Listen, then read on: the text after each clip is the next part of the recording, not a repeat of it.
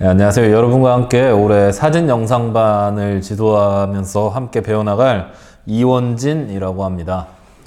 1학년 학생들은 좀 더 저를 덜 알시겠고, 당연히. 하지만 2학년, 3학년 학생들은 아마 제가 좀 당연히 익숙할 수밖에 없다고 생각을 해요. 작년에 한 해 동안 봐왔으니까.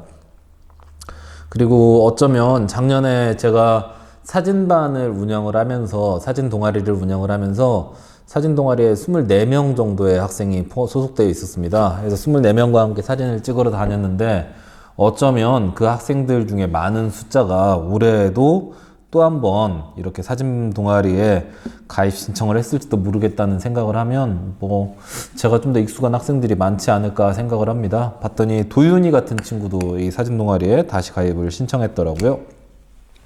어쨌거나 간단한 오리엔테이션을 아주 길지는 않은 시간 동안 진행을 하게 될 건데요. 여러분들한테 이야기하고 싶은 것은 우선 우리 동아리는 어떤 활동을 할 것인가에 대해서 이야기를 해야 되겠죠. 사실 작년까지만 하더라도 제가 운영하던 동아리 이름은 사진반이었습니다. 사진반. 근데 올해는 그 동아리의 이름을 조금 바꿔서 사진영상반이라고 바꾸었습니다. 사진만 찍으려고 하다 보니까 조금 한계가 보이고 우리가 동아리 시간이 일주일에 1시간 정도밖에 허용되지 않거든요. 그 1시간을 이용해서 멀리까지 나가서 사진을 찍는다던가 하는 게 약간 제한적인 부분이 있어요. 그래서 사진은, 그리고 여러분한테 가르쳐 줄 수 있는 사진 기술도 저도 그냥 어디까지나 순수하게 취미로서 사진을 찍는 것일 뿐이다 보니까 여러분들한테 가르쳐 줄 사진의 기술도 한계가 있습니다. 그래서 올해는 그러면 사진은 한 반절 정도 하고 사진을 바탕으로 해서 여러분이 영상으로까지 만들어보는 재능을 한번 키워보면 어떨까 하는 생각에 동아리의 이름을 사진영상반이라고 바꾸었습니다. 그래서 그 많은 시간 동안 우리는 물론 바깥에 돌아다니면서 혹은 교실에 앉아서 아니면 혹은 정지되어 있는 피사체일 수도 있고 아니면 움직이는 피사체일 수도 있고 풍경이 될 수도 있고 인물이 될 수도 있고 그런 것들을 우리가 처음에는 사진으로 어떻게 하면 더 느낌 좋게, 느낌 있게 담아낼 수 있는 것인가에 대해서 이야기를 많이 하게 되겠지만 동시에 2학기 정도가 되면 그 우리가 찍어왔던 사진들을 바탕으로 해서 적당히 아름다운 노래를 섞어서 어떻게 하면 이것을 영상으로 만들어낼 수 있을 것인가를 함께 노력해보는 동영상을 사용할 수도 있겠죠. 그러니까 해서 그런 정도까지 한번 우리가 조금씩 역량을 키워나가보면 어떨까 하는 생각이 들어서 올해는 저희 동아리 이름은 사진영상반으로 하기로 했습니다. 그리고 실제로도 그래서 그런 것들에 맞춰서 지금 사진영상반을 준비를 하고 있습니다. 우선 오늘은 첫날입니다. 첫날이라서 무엇을 먼저 이야기해야 될지 모르겠는데 우선은 우리가 사진 영상반이지만 영상이든 사진이든 결국 그 가장 베이스가 되는 것은 사진입니다. 사진. 불이 꺼졌네요. 사진입니다. 사진. 그래서 어떻게 하면 느낌 좋은 사진을 찍어낼 수 있을 것인지, 그리고 사진의 기초적인 이론은 무엇이 있을 것인지에 대해서 우리가 앞으로 몇 시간 동안 혹은 여러분이 학교에 등교할 때까지는 그런 이야기를 조금 이렇게 이론적인 거니까요 하게 될 것입니다. 사실 카메라에는 여러 가지 종류가 있습니다. 제가 지금 앞에서 저는 카메라가 총 3개의 카메라를 가지고 있는데요. 지금 여러분 나를 찍고 있는 카메라가 좀 가장 비싼 카메라, 가장 좋은 카메라이고 필름 카메라가 필름 카메라, 여러분 필름도 잘 모르죠. 근데 필름 카메라가 클래식한 필름 카메라가 한 대 있고요. 좀 이따가 제가 보여드리겠습니다. 어떤 카메라인지. 또 하나는 제가 산책할 때 쓰는 조그마한 카메라가 하나 더 있습니다. 아이폰 카메라까지 하면 4개라고도 할 수 있겠네요.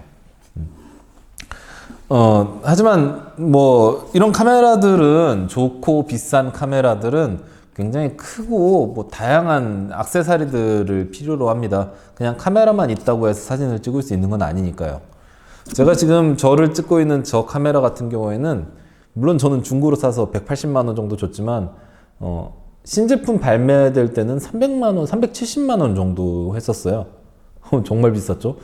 중국가가 많이 떨어져서 다행히 살 수 있었는데, 좋은 카메라를 사용하면 카메라만 쓸 수는 없거든요. 그 카메라에 맞는 렌즈들도 갖추어져야 됩니다. 제가 지금 손에 들고 있는 이 렌즈는요, 줌 렌즈입니다. 줌도 되고 당겨주기도 하고 굉장히 크죠. 카메라에 연결해서 사용하는 겁니다. 가격은 한 150만 원, 180만 원 정도 합니다.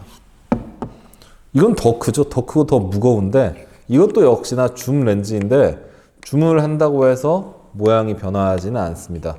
뭐 그것이 이유나 어떤 작동 원리인지 어떤 느낌을 주는지는 우리가 차차 더 이야기를 하게 될 것입니다. 그냥 오늘 우리는 그냥 소개만 하는 거예요. 소개.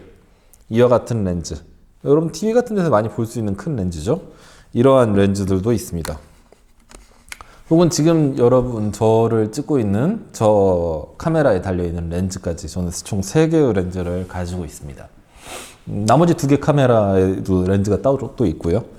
근데 그래서 이와 같은 렌즈와 카메라를 이용해서 우리가 사진을 촬영하게 되는데 이런 것까지 갖추기에는 여러분이 아무래도 중학생이다 보니까 충분히 뭐 경제력이나 용돈이나 이런 게 풍부하지는 않잖아요.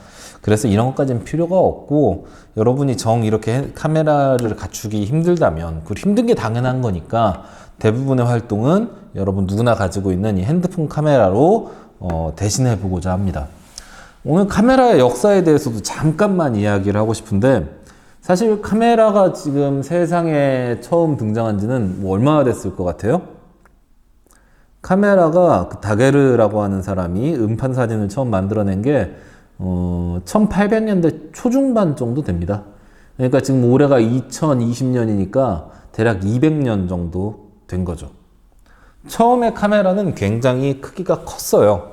크기가 커서 들고 아무데나 돌아다닌다라고 하는 것은 말도 안 되는 일이었고 정지된 상태에서만 찍을 수 있었습니다. 그리고 정지된 상태에서도 그 상대방이 가만히 한참 동안 이렇게 지금처럼 띡 하면 찍히는 게 아니고 한참 동안 그대로 있어야만 찍혔어요. 굉장히 오랜 시간 동안 가만히 있어야 됐습니다. 그러다 보니까 당연히 뭐 사진의 질이나 이런 것도 아름답진 않았죠. 그러다가 사진의 역사를 완전히 크게 뒤흔들어 놓은 사건이 하나 발생을 하는데 제가 또 여기다가 화면을 아마 띄워드리게 될 겁니다. 바로 여러분도 많이 들어봤을지 모를 코닥이라고 하는 회사에서 조그마한 카메라를 만들게 됩니다. 이 카메라 한번 보실래요? 더 코닥 카메라라고 되어 있죠. 여러분 영어를 얼마나 잘하는지 모르겠는데 제가 해석해 보겠습니다. 코닥의 유명한 광고 사진입니다. You press the button, we do the rest. 무슨 말이냐면 당신은 버튼만 누르십시오. 그러면 나머지는 우리가 하겠습니다. 라고 하는 코닥을 세계에서 가장 위대한 광학업계? 사진업계로 만들어낸 제조사로 만들어낸 필름 제조사로 만들어낸 바로 그 광고였죠. 카메라가 이제 손 안에 들어올 정도로 보면 손 안에 들어와 있잖아요. 손 안에 들어올 정도로 굉장히 작아지게 됩니다. 이와 같은 변화를 거쳐서 사진은 다른 영역에 쓰일 수도 있는 다양한 활용도를 가지게 되죠. 카메라가 이렇게 그래서 작아집니다. 아주 거대했던 카메라가 전설적인 카메라인 라이카의 우르라고 하는 라이카 최초의 카메라입니다. 작아지죠. 손 안에 겨우 들어올 정도로. 하지만 사실 이때까지도 화질은 굉장히 조악한 면이 있었고 어쨌거나 아까 거대했던 카메라에서 조금은 작아진 이 손 안에 위에 들 수 있는 정도의 카메라로 그리고 라이카 우르와 같은 손에 이렇게 잡을 수 있는 정도의 카메라로 그랬다가 그것들이 발전해서 이 아름다운 카메라 라이카 M3 정도에 가면 이제 정말 좋은 카메라가 만들어지게 되죠. 라이카 M3는 정말 보석같이 아름다운 카메라입니다. 저도 가지고 싶은데 너무 비싸요. 그래서 가질 수는 없습니다. 어쨌거나 이와 같은 지금 우리가 볼 때 클래식 카메라네 라고 생각할 만한 카메라들이 등장하는 게 1950년대 혹은 40년대 정도입니다. 왜 1950년대, 40년대에는 이렇게 많은 카메라들이 아름답고 훌륭한 성능을 가진 카메라들이 많이 등장했을까요? 사실 카메라라고 하는 카메라는 결국은 렌즈를 이용한 거잖아요. 렌즈. 이 렌즈를 가공하는 기술이 1945년까지 이어졌던 2차 세계대전을 거치면서 렌즈 가공 기술이 굉장히 좋아졌어요. 그래서 특히 왜냐면 이 렌즈를 가지고 우리 잘 알고 있는 저격수들의 스코프 같은 거를 만들게 되거든요. 렌즈 가공 기술이 좋아지면서 특히 독일의 회사들을 중심으로 해서 굉장히 아름다운 카메라들이 많이 성능 좋은 카메라들이 많이 등장을 하게 됩니다. 선생님 이런 거는 그러면 지금은 카메라 얼마나 닮았나요? 같나요? 다르나요? 물어볼 수 있는데 완전히 다릅니다. 필름 카메라고 손으로 일일이 초점을 제가 나중에 제 거 필름 카메라로 여러분 한번 설명을 해드릴 거예요. 근데 일일이 초점을 맞춰야 되고 굉장히 불편합니다. 뚜껑 열어가지고 필름을 넣었다가 꺼냈다가 해야 돼서 굉장히 힘들죠. 그랬다가 디지털 카메라가 나오게 되는데요. 디지털 카메라가 언제 처음 나왔냐면요.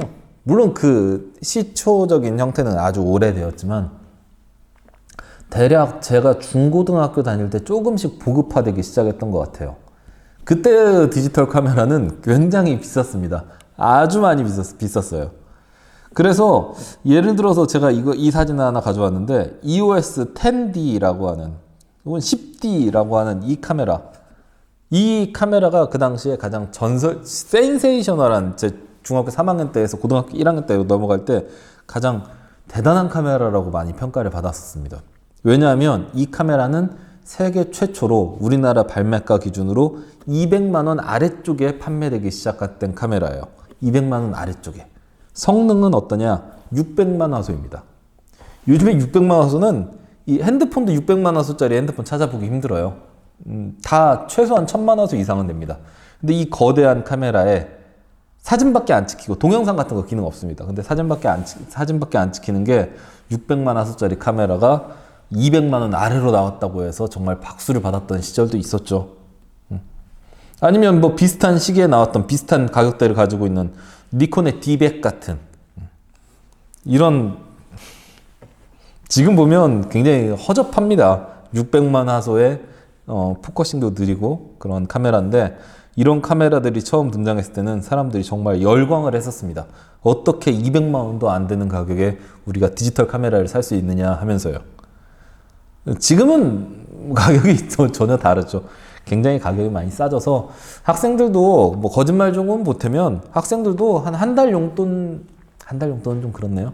한 2달, 3달 정도 용돈 모으면 꽤 그냥 아주 기초적인 DSLR 정도는 구매할 수 있습니다. D100 같은 거 요즘에 가격 얼마 안 할 거예요. 하지만 이런 카메라는 조금 크고요. 이런 카메라보다 조금 더 작으면서 좀 더 다른 기능들을 발휘할 수 있었던 카메라가 우리가 소위 이야기하는 미러리스라고 하는 카메라이기도 합니다. 한번 여기를 보면요. 이 카메라는 지금 제가 저를 찍고 있는 여러분이 이제 나중에 만져보게 될 바로 그 카메라입니다. 소니의 α7R3라고 하는데요. 이런 카메라 제가 지금 사용하고 있습니다. 여기 가운데 나오는 왼쪽에서 두 번째 나오는 이 렌즈는 이 렌즈네요. 지금 보니까 렌즈까지도 똑같은 세팅이네요. 아무튼 이와 같은 카메라의 발전 과정을 거쳐왔고 그러다가 사진이 언제부터 약간 많이 큰 변화를 겪게 됐냐면요. 바로 2007년 맥월드 1월 며칠에 맥월드가 있었는데 그때 스티브 잡스가 여러분도 알겠지만 최초로 아이폰을 발표하게 되거든요.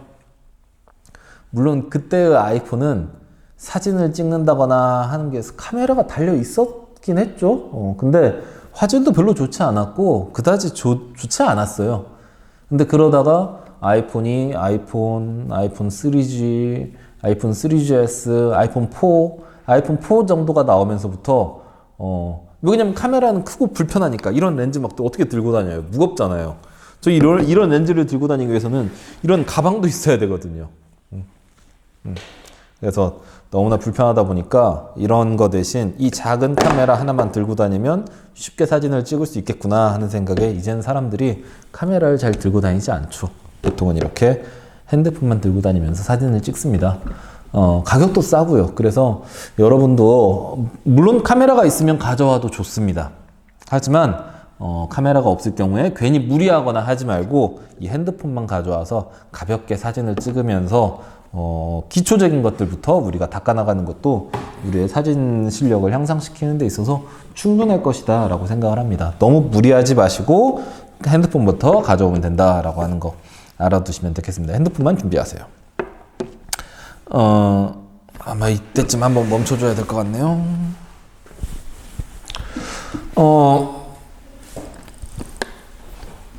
뭐 사진은 요즘에는 많이 여러 종류가 있습니다. 여러분 아까도 잠깐 이야기를 했지만 대상을 무엇으로 무엇을 대상으로 삼느냐에 따라서도 다양한 사진이 있을 수가 있고요. 예를 들어서 인물 사진 혹은 뭐 옷 같은 것을 이제 위한 패션 사진도 있을 수 있고, 아니면 기자들이 어떤 사건의 현장이나 중요한 현장을 찾아다니면서 사진을 찍는 그런 저널리즘 사진도 있을 수 있고, 그 저널리즘 사진의 가장 극단적인 경우는 인간의 가장 추악한 모습을 볼 수 있는 곳, 바로 전쟁터에서 목숨을 바쳐가면서 사진을 찍고 다니시는 분들, 종군 사진가들도 있습니다. 그 외에도 천체 사진 같은 것도 있을 수 있고요. 뭐 그 외에 그냥 여러분이 일상적으로 아무 때나 괜히 이거 예뻐 보인다, 이거 아름다워 보인다, 이거 하나 남겨보자, 나의 가족, 나의 아이, 아니면 우리 부모님 이런 분들 한번 이런 것들을 남겨보자 라고 한다면 그런 사진은 우리가 보통 그냥 스냅 사진이다, 편하게 언제든지 탁탁 우리 추억으로 남기기 위해서, 기억으로 남기기 위해서 찍는다 라고 하면 스냅 사진이다 라고 이야기를 할 수도 있습니다. 한번 제 아이패드 안에 있는, 그러니까 우리가 배울 것들을 한번 이야기를 좀 해보자면요. 우리는 그래서 첫 번째로 풍경 사진에 대한 이해를 먼저 하면 좋을 것 같습니다. 사실 아쉬워요. 이 시기에 여러분이 이 벚꽃이 굉장히 아름답게 폈을 때 동아리 활동을 시작하면 우리가 꽃 사진을 어떻게 하면 예쁘게 찍을 수 있는지 고민해 볼 수 있었을 겁니다. 근데 계약을 못하면서 동아리 활동을 하면서 꽃 사진을 찍을 수 있는 시기가 지나가 버렸습니다.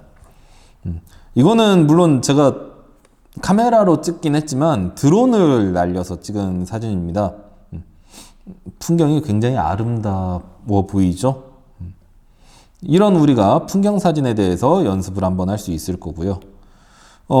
그 외에 그냥 우리의 일상을 기록할 수 있는 사진, 예를 들어서 요 사진이 좀 마음에 드네요. 지금 여기에 있는 이 사진을 보면 이거는 제가 얼마 전에 캠핑 갔을 때 찍은 사진입니다. 캠핑 의자와 코펠과 뭐 밤하늘의 별들과 이런 것들이 잘 나왔다고 저는 개인적으로 생각을 합니다. 이렇게 우리 일상을 기록하기 위해서 찍을 수 있는 작은 사진들도 우리가 생각을 해볼 수가 있고요. 아니면 요 아래쪽을 볼까요? 그 캠핑 다음날 아침인데 벚꽃이 예쁘게 폈더라고요. 이런 꽃이나 정물 사진에 대해서도 우리가 이야기를 해볼 수 있을 겁니다.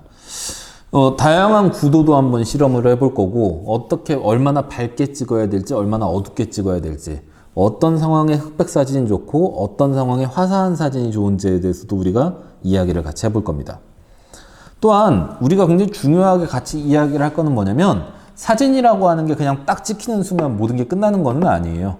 그 사진을 우리의 마음에 맞게 조금씩, 컴퓨터는 완전히 우리의 마음을 읽어주지를 못하잖아요. 우리의 마음을 담기 위해서 사진을 적당히 보정해야 됩니다.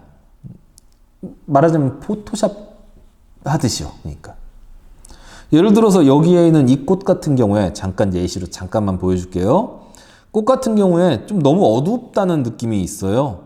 그래서 적당히 약간 밝기를 밝게 해주고, 밝기를 전체적으로 밝게 해주다 보니까 뭔가 강렬함은 조금 사라진 것 같다. 그러면 적당히 대비를 올려주기도 하고 줄여줄 수도 있고요. 그렇죠? 느낌 차이가 어떻게 일어나는지 보이시죠? 그래서 어떤 상황에서 대비를 올려야 되고 어떤 상황에서 대비를 줄여야 되는지, 아니면 예를 들어서 채도도, 이 꽃을 얼마나 화사하게 만들지, 얼마나 뭐라고 해야 될까요? 탁하게 만들지. 탁하게 만들면 채도를 0으로 떨어뜨리면 흑백 사진이 되는 거고요. 하지만 채도를 올리면 굉장히 화사해지죠. 현실보다도 더. 하지만 당연히 그런 사진은 채도는 무조건 끝까지 올리는 게 좋지는 않습니다만, 그래서 어느 정도로 채도를 적당히 조정하는 게 좋은지에 대해서. 그래서 그 최종적인 결과, 아니면 얼마나 얼마나 이 사진을 따뜻한 사진으로 만들지 혹은 차가운 사진으로 만들지. 시체 색깔 같죠? 뭔가 느낌만 보더라도, 색깔만 보더라도 차가웠다는, 마치 겨울꽃 같다는 느낌이 있죠. 하지만 색깔을 바꾸면 굉장히 따뜻한 오후에 찍은 사진인 것 같다라고 하는 느낌이 듭니다. 이런 것들을 적당히 보정을 했을 때 우리가 마음에 드는, 우리의 마음에 꼭 맞는 그런 사진을 만들어낼 수 있습니다. 그래서 올해 우리는 이런 것들까지도 함께 계속해서 연습을 해나갈 것입니다. 그리고 그 최종적인 결과로 한번 볼까요? 어떤 차이가 있는지? 잠시만요. 보면 1번, 2번. 원래 사진이 이거였습니다. 근데 이렇게 바꾼 거죠. 원래 사진, 보정한 사진. 제가 보기엔 보정한 사진이 더 훨씬 나은 것 같네요. 이런 것들을 어떻게 우리가 손볼 수 있는지에 대해서 또 우리가 올 한 해 같이 배워보게 될 것입니다. 다른 동아리는 어떤지 모르겠지만 사진반은 저는 좀 열심히 했으면 좋겠다라고 하는 희망을 가지고 있습니다. 쉽지 않을 수도 있고요. 그냥 놀고 싶을 수도 있어요. 사진 찍으러 돌아다니다 보면 그냥 빠져가지고 빈둥거리고 싶거든요.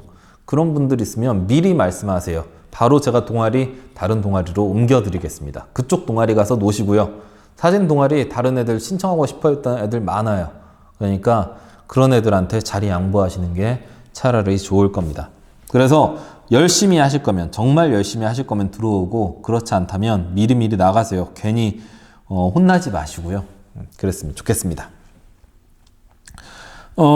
최종적인 목표는 그것들을 우리가 영상으로 만들어내는 것들입니다. 예를 들어서 작년에 많은 학생들이 제가 수업 시간에 보여드리기도 했지만 한번 볼까요? 비디오. 최종적인 목표는 여러분과 함께 올 한 해 우리 학교를 정리하는 영상을 함께 만들어 보는 것입니다. 한번 이 영상을 한번 같이 봐주실래요? 몇몇 부분만 한번 우리가 보도록 하겠습니다.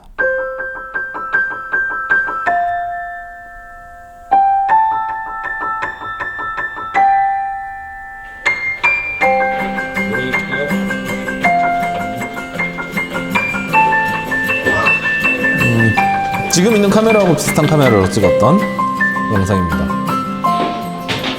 학생들의 일상을 담고, 영상으로 담았지만요, 일상을 담고 그 일상들에서 음악을 넣고 거기서 이야기를 한번 만들어 보는 거죠. 우리의 지난 1년에 대해서. 정조관 준공식이 가장 사진을 사용한 부분도 굉장히 많이 있습니다. 애들은 어떨지 모르겠는데 저는 담임 선생님을 되게 잘 만났다 생각하거든요. 인터뷰도 담고. 가장 존경하는 선생님은 신윤서 선생님이라고 생각합니다. 영석 중에 있으면서 그래도 가장 기분이 좋았던 경험은 어떤 거예요? 선생님 만난 거요.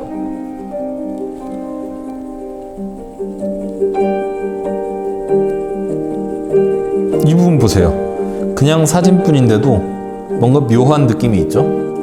이렇게. 이런 것들에 대해서 올해 우리는 한번 같이 배워보게 될 겁니다.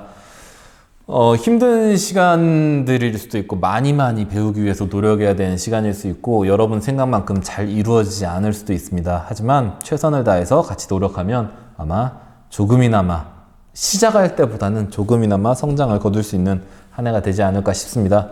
어떤 분이 우리 동아리에 신청했는지 한 명 한 명의 이름을 다 알지는 못하지만 올 한 해 다 같이 한번 열심히 해봤으면 좋겠습니다. 그럼 오늘 첫 시간에 오리엔테이션은 여기까지 마치고요. 지금 보니까 제가 제 이름을 말했나요? 저는 이원진이라고 합니다. 이원진. 별명은 송산의 왕입니다.